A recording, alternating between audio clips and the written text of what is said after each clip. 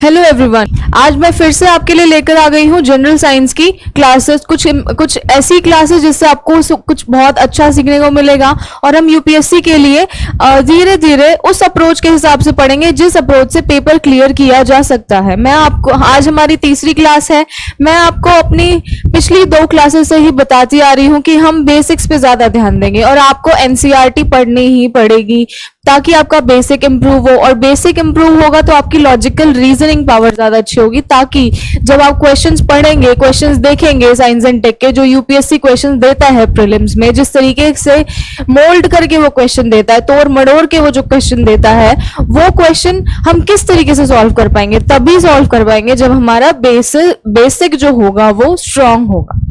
कल तक हमने पढ़ा, अभी तक हमने क्या क्या पढ़ा? एक तो हमने सेल पढ़ा, सेल के ऑर्गेनल पढ़े, ठीक है। दूसरा हमने टेक्सोनॉमी, क्लासिफिकेशन पढ़ा, किस तरीके से इतनी सारी सृष्टि के जो जीव हैं, चाहे वो पेड़ है, पौधे, जीव जंतु जितने भी हैं, उनको क्लासिफाई किया गया। तो हमने क्या पढ़ा कि पहला क्लासिफिकेशन लिनस ने दिया था। पहला क्लासिफिकेशन लिनस ने दिया था। 7 फोल्ड क्लासिफिकेशन था, इसमें 7 क्लासेस थी। किंगडम,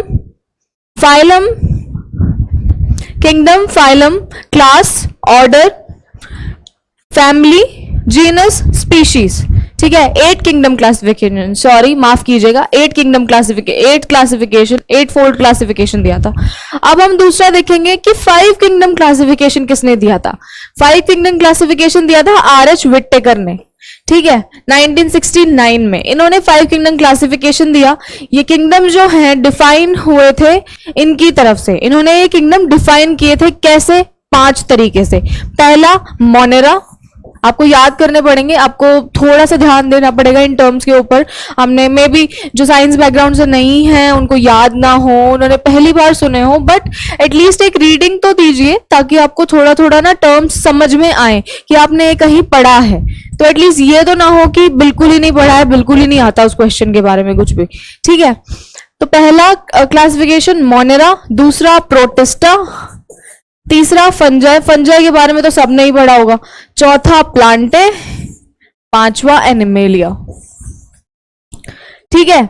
मेन क्राइटेरिया विटेकर ने क्या यूज किया कि 5 किंगडम, ये जो 5 किंगडम की क्लासिफिकेशन है, इसमें कौन सा ऐसा मेन क्राइटेरिया था जो विटेकर ने यूज किया? मेन क्राइटेरिया उसने यूज किया था कि सेल स्ट्रक्चर, कि सेल का कैसा स्ट्रक्चर है, कौन सा सेल यूनिसेल्युलर है, कौन सा सेल मल्टी सेल्युलर है, यूनिसेल्युलर अलग क्लास में रखे गए, मल्टी सेल्युलर अलग क्लास में रखे गए, ठीक है। फिर थैलस ऑर्गेनाइजेशन, थैलस ऑर्गेनाइजेशन मैं आगे जब आपको पढ़ाऊंगी तो दिखाऊंगी। थैलस का मतलब है कि उसके प्लांट का स्ट्रक्चर कैसा है, फैला हुआ है, ऐसे है, प्लांट के स्ट्रक्चर के बेस पे उसका स्ट्रक्चर कैसा है बाहर से, थैलस ऑर्गेनाइजेशन, ठीक है। फिर मोड ऑफ न्यूट्रिशन, वो क्या खाता है, क्या खाता है, कीड़े खाता है, मकोड़े खाते हैं, क्या खाता है, क्या चीजें खाता है, पेड़ खाता है, पौधे खाते हैं, क्या खाता है, उसके मोड ऑफ न्यूट्रिशन के उस पे बेसिस पे उसने दिया। और चौथा रिप्रोडक्शन और फाइलोजेनेटिक रिलेशंस। फाइलोजेनेटिक रिलेशनशिप्स का मतलब है जो स्पीशीज इवॉल्व करके आई हैं, जैसे जो मछलियां हैं उनका रेप्टाइल से संबंध है और रेप्टाइल्स थोड़े और ज्यादा इवॉल्व्ड हैं, तो संबंध है उनका। तो एक दूसरे से स्पीशीज का क्या संबंध रहा पास्ट में, इवॉल्व होके उनका एवोल्यूशन होके क्या बने वो, उनका रहन सहन जो एक साथ रहते हैं तो उनका क्या रिलेशनशिप है, ये सब देखते हुए, ये सारी चीजें देखते हुए, जैसे कि रिप्रोडक्शन देखते हुए, सेल स्ट्रक्चर देखते हुए, ठीक है, मोड ऑफ न्यूट्रिशन देखते हुए, रिप्रोडक्शन देखते हुए, इन सबको देखते हुए आर.एच. विटेकर ने प्रपोज किया 5 किंगडम क्लासिफिकेशन, जो है मोनेरा, प्रोटिस्टा, फंजाई, प्लांटे और एनिमेलिया, ठीक है। अब हम नेक्स्ट चीज पे आते हैं। ये तो हमारा था इंट्रोडक्शन इस चीज का। अब यहां हम बताएंगे कि किस तरीके से उन प्लांट्स को ग्रुप किया गया, किस तरीके से उन प्लांट्स को ग्रुप किया गया और कैसे कैसे उनका क्लासिफिकेशन किया गया। थोड़ा हम डिटेल में पढ़ेंगे, थोड़ा ध्यान दीजिएगा, बिल्कुल थोड़ा सा ध्यान देने की जरूरत है, क्योंकि फिर आपको समझ आ जाएगा और आपको एक ओवरव्यू मिल जाएगा कि यार ये ऐसी ऐसी चीजें होती हैं, ठीक है। थोड़ा सा ध्यान देना है, मैं बार बार कह रही हूँ, ज्यादा डीप में मैं पढ़ा भी नहीं रही हूँ और ज्यादा डीप में आएगा भी नहीं, बस आपको बेसिक पता होना चाहिए। Basic is very important. मैं हर क्लास में आप को इसी चीज पे जोर देती रहूंगी कि आप अपना बेसिक ठीक कीजिए, क्योंकि कई बार ना हम चीजें ना गलत पढ़ लेते हैं कहीं से, ठीक है, गलत पढ़ लेते हैं, या मे भी हम लोग सोच लेते हैं कि अच्छा उसका आंसर यही होगा और हम वही टिक कराते हैं एग्जाम में, लेकिन ऐसा नहीं होता, वो कई बार गलत हो जाती है। इसलिए मैंने आपको बोला है कि एक बार एक रीडिंग दीजिए 6th to 12th क्लास की साइंस की बुक्स की। एक बार अगर आप रीडिंग देंगे ना तो बहुत ईजी हो जाएगा आपके लिए, ठीक है। अब हम आते हैं इस पे, सारे प्रोकैरियोटिक ऑर्गेनिजम्स जो थे उनको एक साथ मोनेरा में रखा। अब मैंने आपको याद करिए, जब मैं आपको सेल पढ़ा रही थी तो मैंने आपको प्रोकैरियोटिक समझाया था कि प्रोकैरियोटिक क्या होता है। मतलब जो पुराना, बहुत पुराना सेल जिसके अंदर न्यूक्लियस कम डेवलप था, जिसके अंदर सेल वॉल नहीं थी, याद आया, पिक्चर हो गई होगी आपको आपके दिमाग में वो इमेज जो मैंने आपको पढ़ाया था कि प्रोकैरियोटिक सेल क्या होते हैं। तो इन्होंने क्या किया कि सारे प्रोकैरियोटिक सेल्स को, जो जितने भी प्रोकैरियोटिक जीव थे उन सबको मोनेरा में रख दिया, ठीक है। और जो यूनिसेल्युलर मतलब जो एक सेल्ड, एक सेल, एक सेल्ड, जो एक सेल्ड थे उन एक सेल्ड यूकैरियोटिक ऑर्गेनिज्म थे। अब यूकैरियोटिक भी याद कीजिए, मैंने आपको बताया था यूकैरियोटिक मतलब जिनका न्यूक्लियस प्रॉपर्ली डेवलप था, जिनके अंदर सेल वॉल थी, सेल मेम्ब्रेन थी, ठीक है, और भी बहुत सारे डेवलप्ड ऑर्गेनल्स थे, उनके अंदर जो उसकी कोशिकाओं के अंग थे वो सारे डेवलप थे और प्रॉपरली फंक्शन कर रहे थे। लेकिन इसमें क्या किया इन्होंने, वन सेल्ड यूनिसेल्युलर यूकैरियोट्स को किंगडम, कौन से किंगडम में रखा, प्रोटिस्टा में, ठीक है।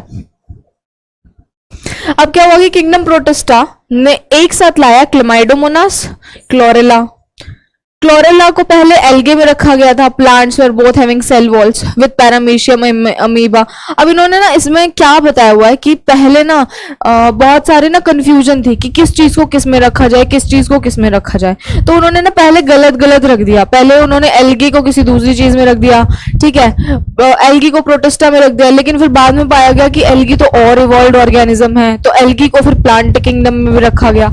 तो इस तरीके से जैसे जैसे टाइम निकलता गया वैसे वैसे इनकी थ्योरीज जो थी वो और डीप होती गई, और डीप तरीके से ये थ्योरी को साइंटिफिकली प्रूव करते गए कि नहीं ये प्लांट इसमें आएगा। फिर चेंज करके इन्होंने उनके किंगडम्स को फाइनली ढंग से क्लासिफाई किया, ठीक है।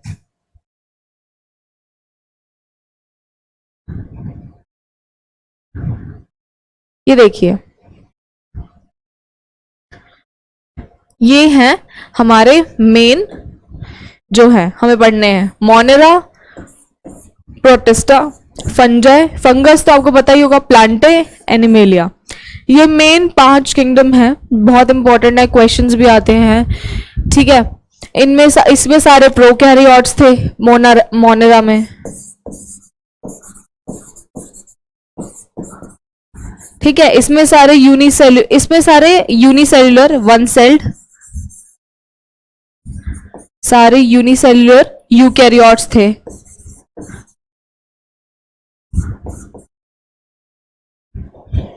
फंजाई में फंगस, जो अलग अलग तरीके की फंगस थी वो थे। प्लांटे में प्लांट्स की तरह जो स्ट्रक्चर्स थे, जो प्लांट्स की तरह वेरिएशन शो कर रहे थे, जो प्लांट्स की तरह रिप्रोड्यूस कर रहे थे वो थे। एनिमल्स में एनिमल्स थे, पाइसेस, एम्फीबियंस, रेप्टाइल्स, धरती पर चलने वाले, पानी में रहने वाले जंतु, ठीक है। अब हमें आइए इनको डिटेल में पढ़ेंगे, जो कि बहुत इंपॉर्टेंट है। आप बस ध्यान दीजिएगा, ध्यान से सुनते रहिएगा। अगर नोट डाउन करना है तो नोट डाउन भी कर सकते हैं, क्योंकि ये चीजें इंपॉर्टेंट हैं। अगर हम नोट डाउन करेंगे तो थोड़ा हमारे ना क्या होता है कि हमारी जो सेंसेस होती है उनमें क्या होता है कि हमें ढंग से याद कब रहता है। अगर हम उसको ऊपर ऊपर से पढ़ लेंगे ना तो ठीक है, थोड़ा बहुत रहेगा, लेकिन अगर हम उस चीज को लिख भी लेंगे, लिख भी रहे हैं, सुन भी रहे हैं, पढ़ भी रहे हैं, तो वो हमारे माइंड में ज्यादा टाइम तक रिटेन रहेगा, ज्यादा टाइम तक हमें वो याद रहेगा। तो अभी आपको अप्रोच अपनानी है कि आपको किस तरीके से पढ़ना है। देखिए, कुछ लोगों ने शुरू ही किया होगा पढ़ना, तो उन्हें अभी नहीं पता होगा कि किस तरीके से स्ट्रैटेजी अपनानी है, क्या स्ट्रैटेजी अपनानी है, ठीक है। जब हम शुरू करते हैं तो बहुत सारी गलतियां करते हैं कि नहीं हमें ऐसे नहीं ऐसे पढ़ना है, ऐसे नहीं ऐसे पढ़ना है। तो वो टाइम के हिसाब से ही चीज़ें ठीक होती हैं। हम सीखते हैं समय के हिसाब से अपने आप को बदलना, तो उसी हिसाब से आप अपनी स्ट्रैटेजी अपनाइए, क्योंकि किसी और की स्ट्रैटेजी, मैं आपको कोई स्ट्रैटेजी बताऊंगी, उसको अगर आप कॉपी करेंगे तो आप नहीं हो पाएंगे सफल उस एग्जाम को क्लियर करने में, क्योंकि सबकी अपनी अपनी खुद की स्ट्रैटेजी होती है, सबका माइंड अलग है, हर इंसान अलग तरीके से सोचता है। इसीलिए फिगर आउट करिए कि आपकी स्ट्रैटेजी क्या रहेगी इस एग्जाम के लिए। ठीक है, आइए इसको डिटेल में पढ़ते हैं।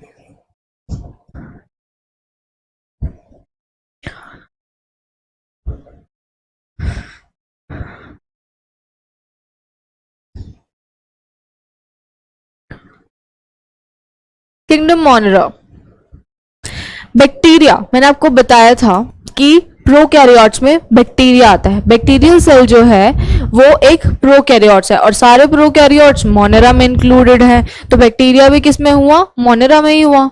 ठीक है, बैक्टीरिया मेनली मोनेरा में, किंगडम में होता है। ठीक है, और ये मोस्टली अबंडेंट, मतलब बैक्टीरिया जो है वो इस धरती पर पाया जाने वाला सबसे ज्यादा मात्रा का ऑर्गेनिज्म है। ठीक है, बैक्टीरिया हमारी बॉडी के अंदर भी पाया जाता है, गट बैक्टीरिया, स्टमक के अंदर हमारे बैक्टीरियाज होते हैं। ठीक है, और अगर आप अपने हाथ को देखेंगे माइक्रोस्कोप के नीचे तो भी बहुत सारे बैक्टीरिया होंगे, हमारे आसपास हमारी हवा में बहुत सारे बैक्टीरिया प्रेजेंट होंगे। ठीक है, तो इसीलिए बैक्टीरिया जो है वो सबसे ज्यादा अबंडेंट, यानी कि सबसे ज्यादा मात्रा में पाया जाने वाला जीव है। ठीक है, और ये कहाँ पाए जाते हैं? एक्सट्रीम हैबिटेट्स, जैसे कि hot springs, deserts, snow, deep oceans, और many of them live in on another organism as parasites. इसका क्या मतलब हुआ कि ये किस तरीके की जगहों पर रहते हैं। अब हम हैं, हम लोग अपने घर में रहते हैं, सोसाइटी होती है, लोकेलिटी होती है। ठीक है, कोई फ्लैट सिस्टम होगा किसी के घर में, किसी के घर के बंगलो होंगे, कुछ भी हो सकता है। तो बैक्टीरिया जो है कैसी जगहों पर रहता है? बैक्टीरिया रहता है हॉट स्प्रिंग्स, यानी कि आपने सुना होगा गर्म पानी का चश्मा, हॉट स्प्रिंग्स बहुत सारी जगहों पे पाए जाते हैं। ऐसी जगहों पे बैक्टीरियाज होते हैं, हॉट स्प्रिंग्स में, डेजर्ट्स में, मरुस्थल में, जो बहुत एक्सट्रीम हैबिटेट का क्या मतलब है? यानी कि उस हैबिटेट में जिसमें नॉर्मल इंसान, हम जैसे इंसान बहुत मुश्किल से क्या रह ही नहीं सकते। आपने कभी देखा है कि हॉट स्प्रिंग्स के अंदर अगर आप रहेंगे, आप रह सकते हैं? नहीं रह सकते। डेजर्ट के अंदर बिल्कुल बहुत ही खतरनाक और गर्मी वाला मरुस्थल है, उसमें रह सकते हैं? नहीं रह पाएंगे हम लोग। स्नो, जहाँ पे बहुत ज्यादा बर्फ पड़ रही है, गल जाएंगे हमारे हाथ पैर, ऐसी जगहों पे ये बैक्टीरिया रहते हैं। और डीप ओशियंस में तो हम जाने की सोच भी नहीं सकते। ठीक है, ऐसा कहा जाता है कि मानव जाति के लिए कि स्पेस में जाना बहुत आसान है, लेकिन आज तक हमने धरती के को डीप से बिल्कुल भी नहीं खोजा है, क्योंकि वो बहुत ही मुश्किल है। तो डीप ओशियंस में जो बैक्टीरिया रहते हैं, ये बैक्टीरिया जो है वो डीप ओशंस में भी रहते हैं। और कोई इनमें से कुछ बैक्टीरिया क्या करते हैं? पैरासाइट की तरीके से रहते हैं। पैरासाइट का क्या मतलब होता है कि वो आपने अमर बेल का नाम सुना होगा। ठीक है, पैरासाइट का मतलब है कि वो किसी एक पेड़ पर जुड़ जाएंगे, उसका या तो वो खाना खा रहे होंगे, उसी के ऊपर वो फीड कर रहे होंगे, जिससे उनको उनका न्यूट्रिशन मिल रहा होगा। अब जिस चीज के ऊपर वो फीड कर रहे हैं, पैरासाइट का मतलब है वो चीज या तो किसी टाइम पर जाकर खत्म हो जाएगी, उस चीज को कोई बेनिफिट नहीं हो रहा बैक्टीरिया के उसके ऊपर रहने का। ठीक है, ये तो हो गई पैरासाइट की बात। कभी कभी ऐसा होता है कि बैक्टीरिया जो हैं वो म्यूचुअलिज्म के साथ भी रहते हैं, यानी कि वो उस स्पीशीज को, उस ऑर्गेनिज्म को बेनिफिट कर रहे होते हैं उसके साथ रहकर। लेकिन मोस्टली क्या होता है, बैक्टीरिया जो है वो पैरासाइट की तरह एक्ट करते हैं। ठीक है, बैक्टीरिया जो है 4 कैटेगरीज में बेस्ड हैं, 4 कैटेगरी में डिवाइडेड है उनकी शेप के बेसिस पे, यानी spherical कोकस, rod shaped, comma shaped, विब्रियम and spirillum. यहां पे मैंने दिखा रखा है, ये जो हो गया कोक्काई। 4 तरीके से हमने बैक्टीरिया को क्लासिफाई किया उनके शेप के बेसिस पे कि उसकी कैसी शेप है। कोकस मतलब गोल गोल, स्फेरिकल, ऐसे ऐसे ऐसे प्रेजेंट होंगे, या तो क्लस्टर में प्रेजेंट होंगे या अकेले प्रेजेंट होंगे। ठीक है, फिर आता है रॉड शेप्ड मतलब ऐसे, ये दिखाया बेसिलाई, ये रॉड शेप्ड बैक्टीरिया। ऐसे रॉड शेप बैक्टीरिया, यहाँ पे इनका स्पोर दिखा रखा है, ये रहा। या फिर स्पाइरल होंगे इस तरीके से, ये ऐसे स्पाइरल, और यहाँ फ्लैजिला निकल रहा है। फ्लैजिला मैंने आपको बताया था बैक्टीरिया को चलने में मदद करता है, मूव करने में मदद करता है, मोटाइल बनाता है। फिर आता है विब्रियो, कॉमा। आपने देखा होगा कॉमा की शेप कैसी होती है, कॉमा की शेप ऐसी होती है, ठीक है, कॉमा की शेप ऐसी होती है ना। और ये बैक्टीरिया भी ऐसा ही है, देखिए दिखने में कॉमा जैसा। तो अभी हमने क्या पढ़ा कि बैक्टीरिया को उसके शेप के आधार पर हमने 4 उसमें डिवाइड किया। उससे पहले बैक्टीरिया जो है मोनेरा किंगडम में क्यों आया, क्योंकि मोनेरा किंगडम में सारे प्रोकैरियोट्स थे। फिर प्रोकैरियोट्स थे तो बैक्टीरिया भी प्रोकैरियोट्स में आता है। और बैक्टीरिया को 4 तरीके से जब हमने डिवाइड किया, कौन सी शेप थी वो, कोकस, ठीक है, कोकस, रॉड शेप्ड, स्पाइरला और विब्रियो, ठीक है। अब क्या है,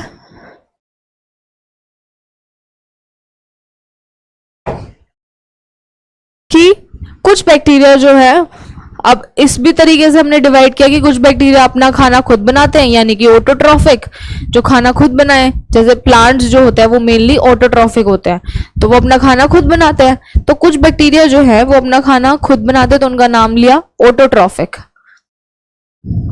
एक मिनट, ऑटोट्रॉफिक। इनऑर्गेनिक सबस्ट्रेट्स थे। अब ऐसा भी होता है कि ये बैक्टीरिया फोटोसिंथेसिस के थ्रू अपना खाना बना रहे हैं, ठीक है, या फिर कीमोसिंथेटिक के थ्रू, यानी या फिर कोई केमिकल आ रहा है उसके थ्रू इनका फूड बन रहा है। किसी केमिकल के थ्रू फूड बन रहा है, फोटोसिंथेसिस आपको पता ही है, प्रकाश संश्लेषण, यानी कि सनलाइट के थ्रू ये अपना फूड बना रहे हैं, ठीक है। तो ये 2 तरीके के ऑटोट्रॉफिक होते हैं, फोटोसिंथेटिक और कीमोसिंथेटिक ऑटोट्रॉफिक।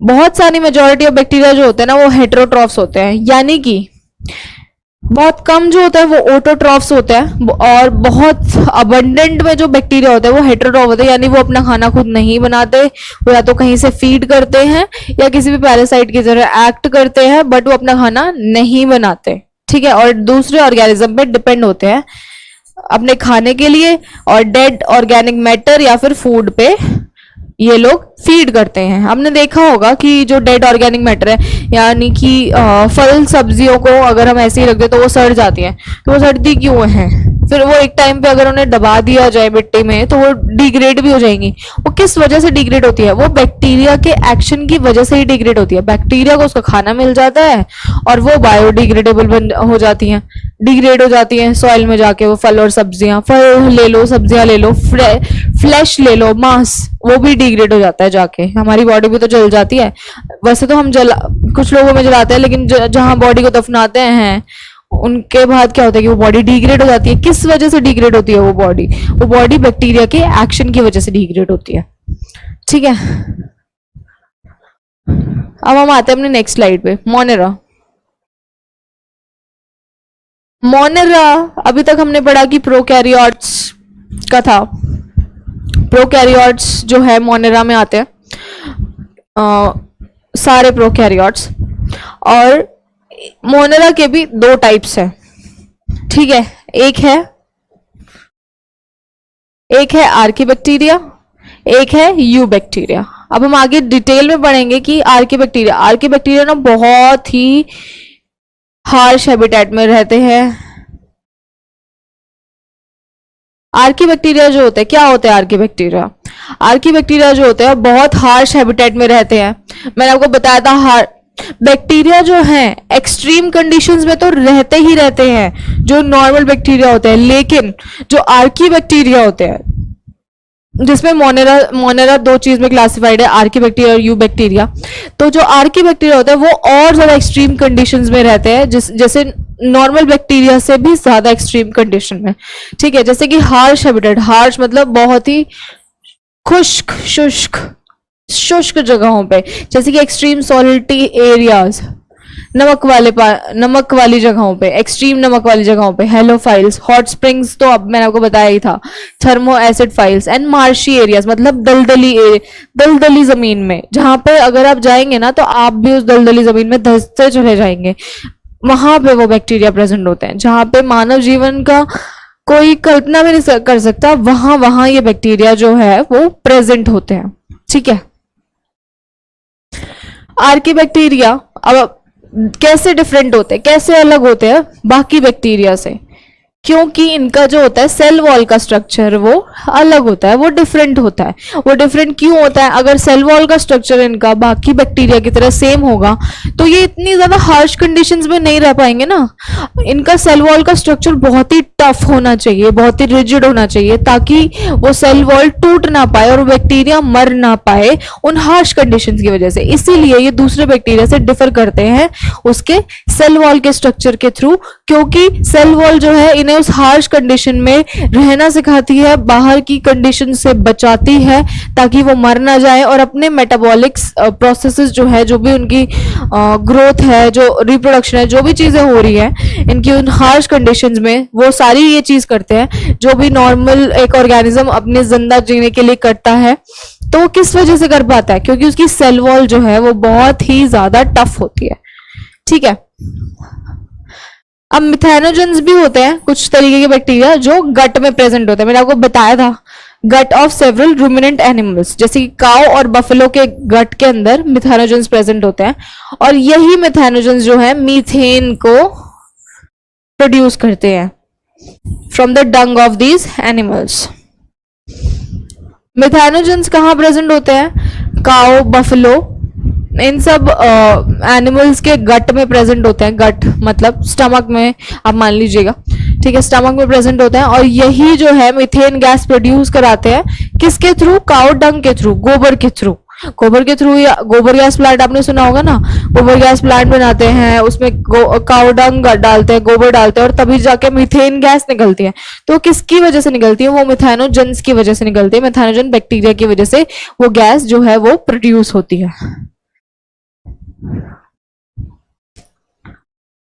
अब हम आते हैं सेकंड क्लासिफाई जो हमने बैक्टीरिया को किया था।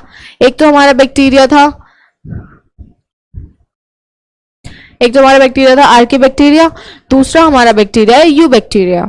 यू बैक्टीरिया यानी कि ट्रू बैक्टीरिया। ये जो है ये क्या होता है, इनमें क्या डिफरेंट होता है? इनकी रिजिड सेल वॉल होगी, ये चल पा रहा होगा, मोटाइल होगा, ऐसे ऐसे चल रहा होगा। ये कुछ बैक्टीरिया जो है वो नहीं चल पाते, और वो चल किस वजह से पाते हैं? क्योंकि उनके पास फ्लैजिला प्रेजेंट होता है। ठीक है, यानी कि मोटाइल है, किस वजह से मोटाइल है? इसके पास फ्लैजिलम प्रेजेंट है। ठीक है, कुछ यू बैक्टीरिया जो है एटमॉस्फेरिक नाइट्रोजन फिक्स करते हैं, यानी कि आपने सुना होगा कि नाइट्रोजन फिक्सिंग बैक्टीरिया होते हैं बहुत सारे, ब्लू ग्रीन एल्गी, साइनोबैक्टीरिया, ये सब। तो वो किसकी क्लास है? यू बैक्टीरिया की। यू बैक्टीरिया के अंडर आता है ब्लू ग्रीन एल्गी वगैरह। ठीक है, और इनके वो किस वजह से कर पाते हैं? क्योंकि इनके अंदर स्पेशलाइज्ड सेल होते हैं, हेट्रोसिस्ट। हेट्रोसिस्ट करके एक स्पेशलाइज्ड, देखो आपको नाम तो थोड़े बहुत याद करने ही पड़ेंगे। हेट्रोसिस्ट, हेट्रोसिस्ट जो हैं वो स्पेशलाइज्ड सेल्स हैं, जिसकी वजह से वो नाइट्रोजन को फिक्स कर पाते हैं और सॉइल को जो है ज्यादा फर्टाइल बनाते हैं। ठीक है, थोड़े वर्ड्स हैं टफ, बट एक बार ढंग से इनको सुनिएगा, ढंग से लिखिएगा तो समझ आ जाएगा, और समझ आ जाएगा तो आगे क्वेश्चन अटेम्प्ट कर पाएंगे। ठीक है, एग्जाम्पल क्या है इनका? नॉस्टॉक, एनाबायना।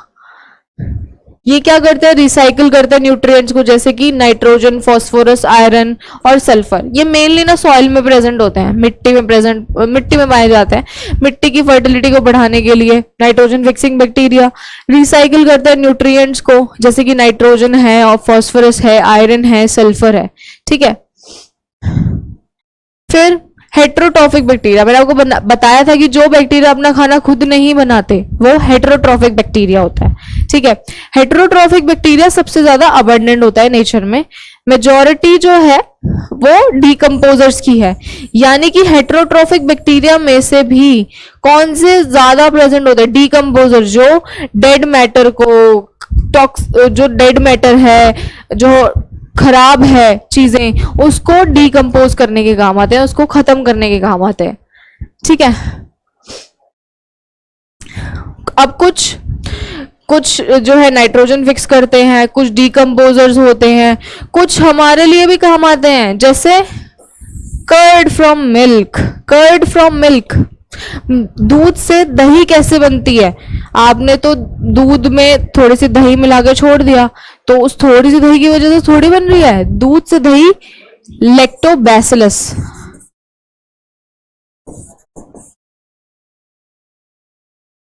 लैक्टोबैसिलस जो है बैक्टीरिया होता है, उससे जो है दही बन पाती है। तो ये हमारे लिए इंपॉर्टेंट हो गया। ऐसा नहीं है कि सारे बैक्टीरिया जो हैं वो हार्मफुल हो गए ह्यूमंस के लिए, कुछ बैक्टीरिया अच्छे भी हैं, कुछ हमारे गट में भी प्रेजेंट हैं, कुछ हमारे लिए कर्ड फ्रॉम मिल्क भी बनाते हैं, कुछ हमारी एंटीबायोटिक्स बनाने के भी काम आते हैं, कुछ नाइट्रोजन फिक्सेशन भी कराते हैं, ठीक है। और कुछ बैक्टीरिया पैथोजेंस भी होते हैं, यानी कि जो हमारे लिए हार्मफुल होंगे, जो हमारे लिए हार्मफुल होंगे और डैमेज देंगे हमारी क्रॉप्स को, हमारे हमारे जानवरों को और पेट्स को, ठीक है। फिर क्या होता है कि कुछ बैक्टीरिया जो है वो डिजीज भी कॉज करते हैं, ठीक है, बीमारी भी कॉज करते हैं। बीमारी कैसे? कॉलेरा हो गया, टाइफाइड हो गया, टेटनस हो गया, सिट्रस कैंकर, ठीक है, वेल नोन डिजीज है। कॉलेरा में क्या होता है कि अगर हम कोई गंदा गंदा पानी या गंदा खाना खा लेते हैं तब हो जाता है, ठीक है, कंटेमिनेटेड। वो किस वजह से गंदा हो जाता है? क्योंकि उस पर बैक्टीरिया फीड कर रहा होता है, ठीक है। तो इससे कॉलेरा हो जाता है, टाइफाइड, टेटनस और सिट्रस कैंकर, ठीक है। ये सारी डिजीजेस हैं जो बैक्टीरिया कॉज करता है। बैक्टीरियल ग्रोथ, अब बैक्टीरिया ग्रो कैसे करता है? फिजन से ग्रो करता है, ठीक है, स्पोर्स भी बना लेता है और रिप्रोडक्शन भी करता है। यानी कि बैक्टीरिया 3 तरीके से ग्रो करता है, 3 ग्रोथ लेवल। फिजन का क्या मतलब है? फिजन, फिजन फिजन का मतलब है ये बैक्टीरिया है, ये यहां बीच में से टूटा और ये यहां 2 अलग नए बैक्टीरिया बन गए, ये फिजन हो गया, बाइनरी फिजन, ठीक है। ये होता है बाइनरी फिजन कि एक बैक्टीरिया है, बीच में से टूटा, बीच में से उसने आपको तोड़ा, थोड़ा गैप क्रिएट किया, फिर धीरे धीरे करके वो गैप बिल्कुल हट गया, न्यूक्लियस डिवाइड हो गया अंदर का, डिवीजन के थ्रू, सेल डिवीजन के थ्रू, और 2 अलग बैक्टीरिया बन गए, बस ये फिजन था। दूसरा स्पोर्स बना लेता है, यानी कि एक बैक्टीरिया है बड़ा सा, इसके अंदर छोटे छोटे स्पोर्स फॉर्म हो गए, फिर क्या होता है एक टाइम पे जाके बर्स्ट हो जाता है, तो ये स्पोर्स बाहर निकल आते हैं और ये अलग बैक्टीरिया फॉर्म कर लेते हैं बाहर निकलने के बाद। तीसरा सेक्सुअल रिप्रोडक्शन, यानी कि एक बैक्टीरिया दूसरे बैक्टीरिया के साथ कोप अप करेगा, ठीक है, और अपना डीएनए ट्रांसफर करेगा, डीएनए ट्रांसफर करेगा तो नया बैक्टीरिया फॉर्म हो जाएंगे, ऐसे करके, ठीक है। आपको बस इतना ही पढ़ना है कि किस तरीके से बैक्टीरिया रिप्रोड्यूस करता है, डिटेल में ज्यादा नहीं जाना, क्योंकि अलग अलग तरीके के कंजुगेशन और ये सारी चीजें हैं, अलग अलग टर्म्स है, जिससे बैक्टीरिया प्लाज्मिड के थ्रू, मैंने आपको बताया था कि इसके थ्रू प्रोकैरियोट जब पढ़ा रही थी कि प्लाज्मिड क्या होता है, तो ये सारी चीजें ज्यादा डीप में नहीं पढ़नी है, बट ये जान लीजिए कि किस तरीके से, बस इतना पता होना चाहिए कि किस तरीके से बैक्टीरिया रिप्रोड्यूस करता है, ठीक है। अब हम आते हैं नेक्स्ट चीज पे। ये देखिए मैंने आपको वहां दिखाया था कि बैक्टीरिया कैसे डिवाइड करता है, यहाँ भी देखिए ये बैक्टीरिया है, ये पूरा एक टाइम पे पूरा बैक्टीरिया था ऐसे, तो जब ये डिवाइड करता है तो ये ऐसे हो जाता है, कॉन्स्ट्रिक्ट, सिकुड़ लेता है अपने आप को, सिकोड़ लेगा तो यहाँ पे क्या होगा, अगर इसका डीएनए यहाँ प्रेजेंट है, ये सेल मेम्ब्रेन है, सेल ये आधा डीएनए यहाँ चला जाएगा, और ये जो इतना सिकुड़ा हुआ है तो क्या बना लेगा, 2 अलग अलग बैक्टीरिया, इसमें अलग अलग डीएनए होगा, डीएनए भी होगा दोनों में और दोनों में सेल वॉल भी होगी, ठीक है। ये डिवाइडिंग बैक्टीरियम है, ठीक है। और एक और ऑर्गेनिज्म होता है माइकोप्लाज्मा। माइकोप्लाज्मा सबसे, मैंने आपको बताया था स्मॉलेस्ट सेल जब पढ़ा रही थी कि माइकोप्लाज्मा जो होता है वो स्मॉलेस्ट सेल होता है। स्मॉलेस्ट सेल कौन सा होता है पूरी धरती पे, वो है माइकोप्लाज्मा।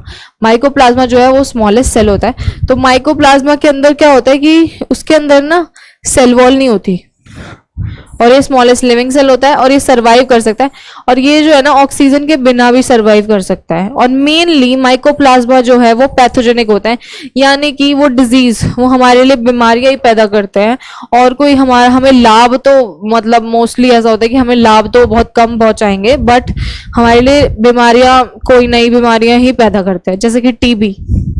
टीबी माइकोप्लाज्मा की ही एक स्पीशीज से होती है, ठीक है, और जो बहुत ही भयंकर बीमारी है, अभी भी एलिमिनेट नहीं हुई है इंडिया से, लोग वर्क कर रहे हैं, बट माइकोप्लाज्मा मोस्टली पैथोजेनिक ही होता है।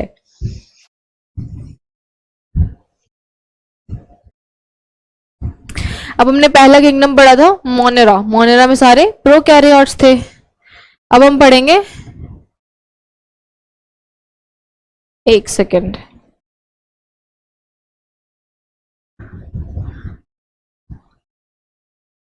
अब हम पढ़ेंगे protista, a single celled eukaryote. मैंने आपको बताया था प्रोटिस्टा में क्या क्या आता है, एक सेल वाला यूकैरियोट ही प्लेस होता है प्रोटिस्टा के अंदर, ठीक है। प्रोटिस्टा जो होता है ना वो मेनली एक्वेटिक होता है, यानी पानी में रहने वाले, पानी पानी वाले, पानी में रहने वाले मेनली जो होता है ना प्रोटिस्टा, वो पानी में रहने वाले ही जीव होते हैं। मोस्टली एक्सेप्शन देखो हर जगह हो सकता है, तो कोई भी हो सकता है, बट मेनली जो है वो पानी में रहते हैं, ठीक है। इसमें क्या होता है कि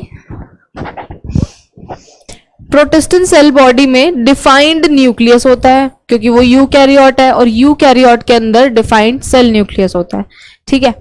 और मेम्ब्रेन बाउंड ऑर्गेनल होंगे, ठीक है। और ये रिप्रोड्यूस करते हैं एसेक्सुअली और सेक्सुअली। जब मैं आपको रिप्रोडक्शन पढ़ाऊंगी तो मैं आपको बताऊंगी, आपको पता भी होगा कि दो तरीके के रिप्रोडक्शन होते हैं, सेक्सुअल होता है और एसेक्सुअल होता है, ठीक है।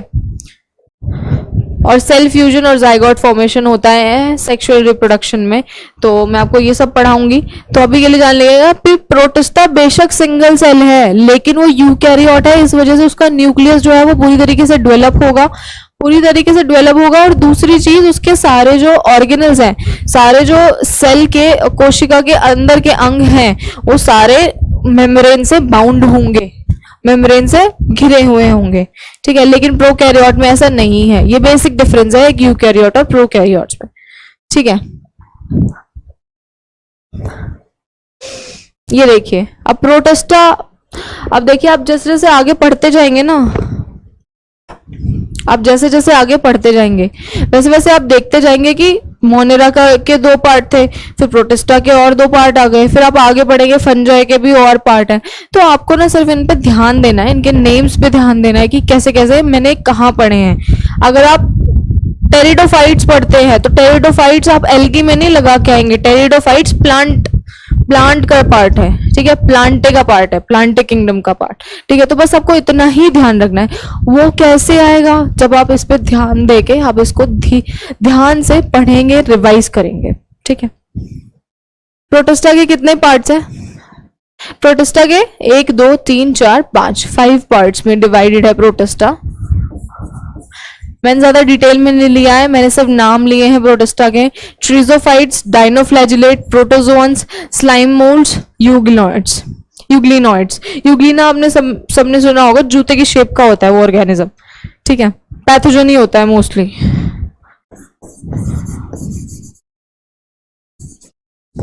पैथोजन, ठीक है। प्रोटोजोन भी आपने सुना होगा कि पैथोजन होते हैं, मलेरिया कॉज करते हैं, मलेरिया कॉज करते हैं। स्लाइम मोल्ड्स, मोल्ड मतलब कुछ अलग तरीके की फंजाई होती तो फंजाई है, फंजाई और मोल्ड में डिफरेंस होता है, वो पूरी तरीके से फंजाई नहीं होती, ठीक है। मोल्ड जो है वो ग्रो करता जाता फ्लैश बना लेता है पूरा एक चीज के ऊपर, अगर वो उगने लग जाए तो, ठीक है। पैथोजन ही होते हैं मोस्टली ये, ठीक है। लेकिन हम कुछ चीजें जरूर पढ़ेंगे क्योंकि प्रोटोजोन्स इंपॉर्टेंट है। प्रोटोजोन्स क्या होते हैं? हेट्रोट्रॉफ्स होते हैं और प्रेडेटर पैरासाइट्स। मैंने आपको बताया था कि प्रोटोजोन मेनली पैथोजन होंगे, ठीक है। पैथोजन यानी कि डिजीज कॉज करेंगे, बीमारियां पैदा करेंगे। इनसे हम कुछ अच्छा काम एक्सपेक्ट नहीं कर सकते, इनका नेचर ही यही है कि ये बीमारी ही पैदा करेंगे, ठीक है। हमने क्या देखा कि ये बहुत ही ना पुराने हैं, ठीक है, पुराने रिलेटिव्स है एनिमल्स के। चार मेजर मेजर ग्रुप होते हैं प्रोटोजोअन में, चार टाइप के होते हैं प्रोटोजोअन। सिर्फ आप नाम याद रख लीजिएगा, अमीबॉइड प्रोटोजोअन, अमीबा के जैसे प्रोटोजोअन, फ्लैजिलेटेड प्रोटोजोअन आगे नीचे आएगा। और दो अमीबॉइड प्रोटोजोअन क्या होता है, फ्रेश वाटर में रहते हैं, मॉइस्ट सॉइल में रहते हैं। ये क्या करते हैं अपने, मैंने आपको बताया था जब मैं आपको अमीबा पढ़ा रही थी, सिंगल सेल पढ़ा रही थी, ये देखो ये रहा अमीबा, कि अमीबा पर क्या करता है, ये अमीबा है और यहाँ ना इसका कोई खाना है, तो ये क्या करेगा, ये ऐसे इसको ना यहाँ से अपना सूडोपोडिया बढ़ा लेगा। ये ना अपने अपने जो अंग है ना उनको कैसे ही बढ़ा सकता है, इसको ऐसे बढ़ा सकता है, इसको ऐसे बढ़ा, और इसको खा जाएगा, अपने खाने को इस तरीके से एंगल्फ करता है, इस तरीके से इसका फीडिंग मैकेनिज्म है, ठीक है। सूडोपोडिया क्या होता है, सूडोपोडिया फॉल्स फीट, क्योंकि सूडो होते हैं ना उसके बाद तो ये इसके बॉडी में मिल जाता है जाके, फॉल्स फीट हुए, ठीक है। अमीबा कुछ कुछ ये पैरासाइट होता है, एंटा अमीबा जो है पैरासाइट है। अब फ्लैजिलेटेड प्रोटोजोअन्स आ गए। फ्लैजिलेटेड प्रोटोजोअन फ्री लिविंग होते हैं, चल पाते हैं। और ये कौन सी डिजीज कहते, तो बहुत सारी डिजीज है ये कॉज जो है फ्लैजिलेटेड, स्लीपिंग सिकनेस, ट्रिपैनोसोम जैसे कि, ठीक है। ये ऐसा दिखता है ट्रिपैनोसोम, अगर बस थोड़ा सा ध्यान नॉर्मली दे दीजिएगा, ठीक है। तो कितने टाइप के प्रोटोजोआ, चार टाइप के, अमीबॉइड, फ्लैजिलेटेड और सिलिएटेड और स्पोरोजोन्स। इनको आपको ज्यादा डीप में पढ़ने की जरूरत नहीं है, बस याद रख लीजिएगा कि प्रोटोजोन के चार टाइप हैं, ठीक है। नेक्स्ट आते हैं हम फंजाई पे। फंगस, तो आप सबने फंगस सुना होगा कि मतलब सबने ही सुना होगा कि फंगस क्या होता है, किस तरीके से होता है, कैसे किस चीज पे ग्रो होता है। फंगस काम का भी होता है, फंगस खाने में भी काम आता है, ठीक है। तो हम अब उसको डिटेल में पढ़ेंगे कि फंगस क्या होता है, क्यों उसे उस किंगडम में डाला गया है, फंजाई क्यों उसे फंजाई नाम दिया गया है, ठीक है। फंजाई जो है यूनिक किंगडम होता है हेटेरोट्रोफिक ऑर्गेनिज्म, यानी कि ये अपना खाना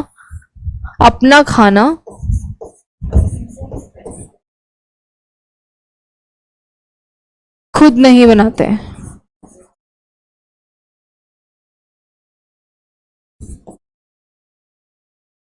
ठीक है। सॉरी थोड़ी राइटिंग अजीब आ रही है हिंदी में, बट ये हेटेरोट्रोफिक मतलब यानी कि अपना खाना खुद नहीं बनाते, ठीक है। और ये जो है ग्रेट डाइवर्सिटी शो करते हैं मॉर्फोलॉजी और हैबिटेट में, यानी कि फंजाई जो है ना उसकी बहुत अलग अलग डाइवर्सिटी होंगी, बहुत अलग अलग तरीके की स्पीशीज होंगी, बहुत अलग अलग तरीके के जीनस होंगे, अलग अलग तरीके से ही प्रेजेंट होगा, ठीक है।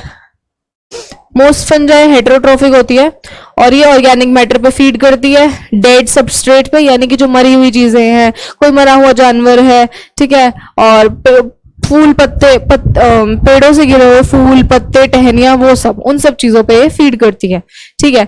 ये जो है सिम्बायोन्ट्स के रूप में भी रहती है, यानी कि ये एसोसिएशन में रहती है एल्गी और लाइकन्स के, and with roots of mycorrhiza. आपको एक याद रखना पड़ेगा, सिम्बायोटिक रिलेशनशिप एक इंपॉर्टेंट टर्म है। सिम्बायोटिक रिलेशनशिप यानी कि ये उस एल्गी के साथ म्यूचुअली रहती है, मिलकर रहती है। मिलकर रहने का मतलब है कि देखो हमारे जैसे हम किसी जगह पे रहते हैं, उस सोसाइटी में भाई एक ऐसे भी लोग हैं जो हमेशा हंस के बोलेंगे, कुछ ऐसे भी लोग हैं जो हमेशा गुस्सा करते रहेंगे, तो हम किन के साथ मिलके रहेंगे, हम उनके साथ हेल्प भी करेंगे, भाई उनको कोई प्रॉब्लम भी होगा हम किन के साथ मिलके रहेंगे, जो हमेशा हंस के बोलते हैं, ठीक है, उनके साथ हम मिलके रहते हैं, उनका काम भी कर देंगे, कोई हेल्प भी कर देंगे, भाई उनको उनके घर में कोई बीमार है उनका हेल्प भी कर देंगे। तो ये हो गया म्यूचुअल रिलेशनशिप कि दूसरों का बेनिफिट हो रहा है और अपना भी बेनिफिट हो रहा है, तो एक साथ मिलके हम एक दूसरे का बेनिफिट कर रहे हैं, ये होता है सिम्बायोटिक रिलेशनशिप।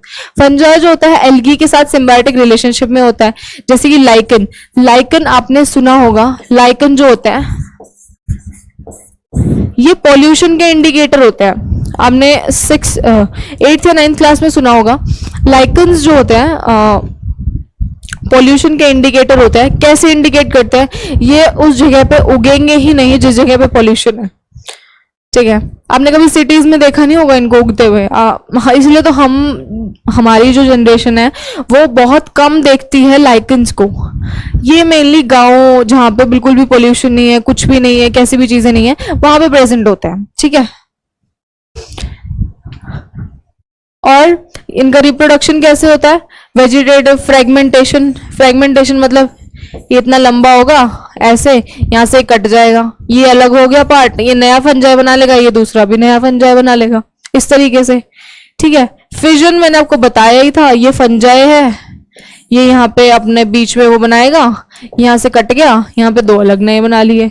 ठीक है, स्पोर्स बना लिए, एसेक्सुअल स्पोर्स, कोनिडिया, स्पोरेंजियोस्पोर्स। इतना ज्यादा डीप में जाने की जरूरत नहीं है, ये मैंने बहुत ही ऊपर ऊपर से ही चीजें ली हैं, बट आपको ये चीज पता होनी चाहिए कि फंजाई के रिप्रोडक्शन में स्पोर्स आते हैं। ठीक है, फ्रेगमेंटेशन से होता है, तो ये चीज आप देखिए, ये चीज आपको एनालाइज करनी पड़ेगी कि मैंने ये कहाँ पढ़ा है। सेक्सुअल रिप्रोडक्शन में वो किस तरीके से स्पोर्स बना के करते हैं, ये स्पोर्स, एस्कोस्पोर्स, बेसिडियोस्पोर्स, ये सारे फंजाई के स्पोर्स है, जिस तरीके से वो रिप्रोड्यूस करते हैं। जैसे ह्यूमंस में बेबी प्रोड्यूस होता है और उनकी नई जनरेशन बनती है, वैसे ही फंजाई में वो स्पोर्स बनाते हैं, स्पोर्स बर्स्ट करते हैं, बड़े होते हैं और नया फंजाई बनता है। ठीक है, अब हम नेक्स्ट देखेंगे फंजाई जो है। फिर हमने देखा मोनेरा दो टाइप के, Archie bacteria, you bacteria, protista 5 type के। ठीक है, आपको याद करने की जरूरत नहीं है, बस इतना पता होना चाहिए कि 5 टाइप के, जिसके अंदर स्लाइम मोल्ड्स, ठीक है, यूग्लिनोइड्स और फ्लैजिलेटेड, ये सारे थे टाइप्स। अब फंजाई जो है वो 4 टाइप के हैं। एस्कोमाइसिटीज, ये आपको डिटेल में पढ़ने की जरूरत नहीं है, ना ही आपको नीट का पेपर देना है, ना ही आपको किसी यूनिवर्सिटी का पेपर देना है डिग्री के लिए। आपको बस ये बताना चाहिए कि ये क्या चीजें हैं, ये जो मैं नाम अब ले रही हूँ। एस्कोमाइसिटीज, ठीक है, फाइकोमाइसिटीज, बेसिडियोमाइसिटीज, ड्यूरोमाइसिटीज, ये 4 तरीके से। अब आप ना ध्यान दीजिएगा, ये जो माइसिटीज वर्ड्स है, माइसिटीज, ये फंजाई के लिए ही यूज होता है। माइसिटीज यानी कि अगर पेपर में कहीं भी आ जाए ना माइसिटीज, तो याद रखना वो फंजाई को डिनोट कर रहा होगा। ठीक है, तो 4 टाइप के थे, फाइको, एस्को, ड्यूरो, बेसिडियो। इतना लंबा नहीं आ रहा तो उसको शॉर्ट करो, बस ये याद रखो कि माइसिटीज जो है, मेरा डायग्राम याद रखो, ये डायग्राम ना छप जाना चाहिए दिमाग में। ठीक है, माइसिटीज, ये चीज ये पेज आपको याद होना चाहिए कि माइसिटीज का मतलब है फंजाई। ठीक है, और फाइको, एस्को, ड्यूरो, बेसिडियो। अब अगर हम जैसे जैसे हम आगे पढ़ेंगे ना, वैसे वैसे थोड़ा और कंफ्यूजिंग होता जाएगा। बस आपको कीवर्ड्स पकड़ने हैं और आंसर करना है। कीवर्ड्स पकड़ लेंगे कि भाई ये तो फंजाई का है तो आंसर नहीं हो सकता, ये फंजाई का, ये आंसर है इसका, तो इस तरीके से आप अपने क्वेश्चन को सॉल्व कर पाएंगे लॉजिकली। ठीक है, ये हो गए 4 टाइप फंजाई के। थोड़ा सा डिटेल में पढ़ेंगे, बिल्कुल थोड़ा सा, तो एक डेफिनेशंस, बिल्कुल छोटी छोटी डेफिनेशंस, ताकि ये पता चले कि फाइकोमाइसिटीज क्या होता है, ड्यूरोमाइसिटीज क्या होता है, एस्कोमाइसिटीज क्या होता है। ठीक है, फाइकोमाइसिटीज जो है एक्वेटिक होते हैं, पानी में रहने वाले होते हैं, बस यही याद करना है। और ये किस पे फीड करते हैं, कहाँ पे रहते हैं, वुड पे, मॉइस्ट वुड। जो ना जो कुछ जो घने जंगल होते हैं उनमें क्या होता है, जो नीचे पेड़ होते हैं वो मोस्टली मॉइस्ट होते हैं। ठीक है, क्यों मॉइस्ट होते हैं? क्योंकि वहां पे ना ऊपर, सिर्फ ऊपर के पेड़ों तक सनलाइट पहुंच रही होती है, लेकिन नीचे वाले पेड़ों तक नहीं पहुंच रही होती, तो ऐसी जगहों पे पाए जाते हैं। ठीक है, इसके अंदर माइसीलियम होता है, सीनोसाइटिक होता है माइसीलियम। मैं आपको भी आगे बताऊंगी कि सीनोसाइटिक क्या होता है, सीलोम क्या होती है, कैविटीज होती है, किस तरीके की कैविटीज होती है। ठीक है, नॉन मोटाइल होते हैं ये। फॉर एग्जाम्पल ले लो राइजोपस, म्यूकर, ऐसे दिखते हैं, देखो ऐसे होते हैं दिखने में।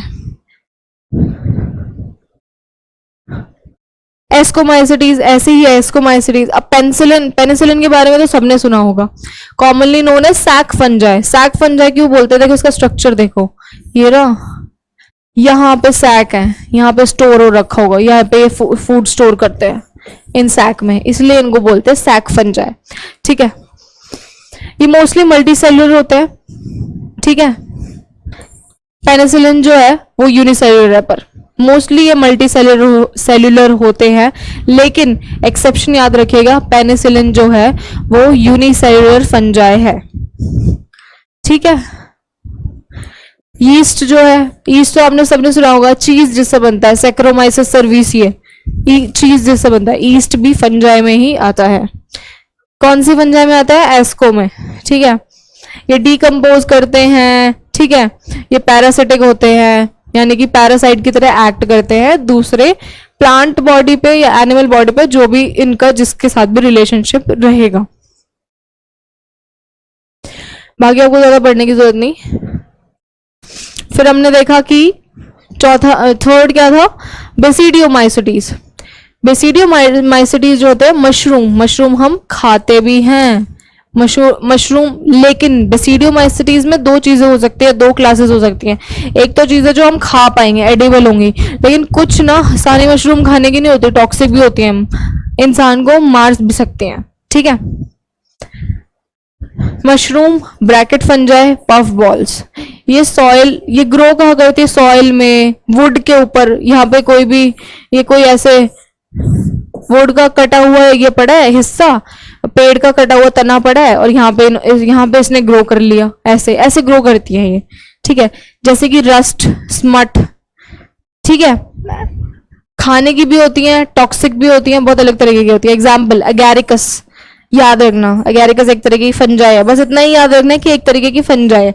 पक्सीनिया एक तरीके की फंजाई है, जो ये क्या करते हैं, हम जो क्रॉप बोते हैं, जैसे हमने वीट ग्रो किया, ठीक है, उसमें क्या करते हैं, देसी लैंग्वेज में घुन बोलते हैं, घुन लग गया, ठीक है, फसल पे घुन लगा देते हैं, तो वो किस वजह से होता है? पक्सीनिया होती है एक फंजाई की स्पीशीज, उस वजह से होता है। और भी स्पीशीज हो सकती है फंजाई की। तो ये बहुत सारी प्लांट में, एनिमल्स में तो कम, लेकिन प्लांट की बहुत सारी बीमारियां कॉज करती है, ठीक है, जिसकी वजह से प्लांट की ईल्ड पे फर्क पड़ता है, यानी कि क्रॉप उतनी ज्यादा नहीं होती है जितनी होनी चाहिए, ठीक है। अब आता है ड्यूरोमाइसिटीज। इम्परफेक्ट फंजाई बोलते हैं इसे, क्योंकि ये सिर्फ एसेक्सुअली और वेजिटेटिव से ही रिप्रोड्यूस करती है। इसका जो सेक्सुअल रिप्रोडक्शन का वे है वो नोन नहीं है, तो इम्परफेक्ट बोलते हैं। परफेक्ट तो वही होगा ना जो एसेक्सुअल से भी, सेक्सुअल से भी, वेजिटेटिव, तीनों तरीके से रिप्रोड्यूस कर पाए, ठीक है। तो जब क्या हुआ, जब सेक्सुअल फॉर्म इसका डिस्कवर हुआ, तो इनको अलग उसमें भेजा गया, जैसे कि सेप्रोफाइट, पैरासाइट्स, डिकम्पोजर्स ही होते हैं मेनली। एग्जाम्पल नाम कर लीजिएगा, ऑल्टरनेरिया, कोलेटोट्रिक्सम, ट्रिकोडर्मा। ट्रिकोडर्मा बहुत बड़ी बीमारी कॉज करता है, ठीक है। तो मेनली हमने क्या पढ़ा कि फंजाई के 4 पार्ट्स, एस्को, ड्यूरो,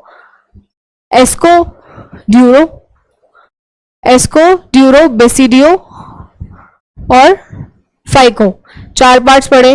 ये 4 पार्ट्स का देखा, मेनली ये जो है 4 जो है किस तरीके से रिप्रोड्यूस करते हैं, एसेक्सुअली भी कर सकते हैं, स्पोर्ट्स के थ्रू भी कर सकते हैं, ठीक है। स्पोर्ट्स के थ्रू नहीं कर रहे तो सेक्सुअली भी कर सकते हैं, ठीक है।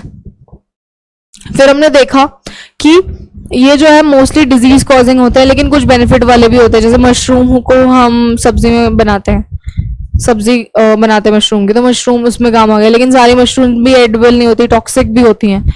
तो ये छोटी छोटी चीजें जो है ना वो याद रहनी चाहिए। वही मैं आपको समझा रही हूँ कि अगर आप इस बेसिक को थोड़ा सा भी पढ़ लेंगे ना, तो आपके दिमाग में वो चीज बैठ जाएगी, ठीक है। आई नो, मतलब आपके पास ये भी होगा कि भाई पॉलिटी भी पढ़नी है, ज्योग्राफी भी पढ़नी है, मैं साइंस को इतना टाइम दे दूंगा तो बाकी सब्जेक्ट कब करूंगा, बट वो तो आपको मैनेज करना है। अगर यही मैनेज नहीं करेंगे तो हर घर में आईएएस होता, फिर अगर स्ट्रगल नहीं होता तो आपको हर घर में आईएएस मिल जाते, हर घर में यूपीएससी क्लियर करने वाले मिल जाते। यही चीज डिफर करती है एक नॉर्मल इंसान को एक आईएएस से। क्या डिफर करता है? कुछ और डिफर नहीं करेगा कि आप गरीब हो, आप अमीर हो, आपको स्टडी मटेरियल नहीं मिल रहा है। वो जज्बा डिफर करता है कि भाई मुझे करना ही करना है। यही जज्बा अगर आप रखोगे ना और स्ट्रगल पूरी तरीके से अच्छे से करोगे और पूरा हार्डवर्क मन लगा के, तो एक दिन जरूर सक्सेसफुल होगे, ठीक है। ये हमारा फंजाई किंगडम जो है वो खत्म हो गया।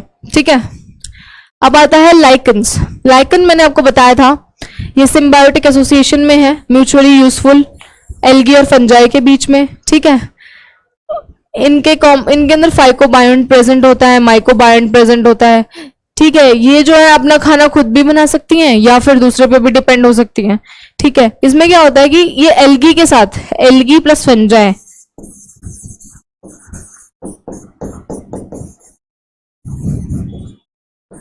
ये लाइकन बनाती है। इसमें क्या होता है, एल्गी जो है वो खाना बनाएगी फंजाई के लिए, और फंजाई जो है शेल्टर प्रोवाइड करेगी एल्गी के लिए और मिनरल एब्जॉर्ब करेगी ताकि एल्गी उसे ले सके।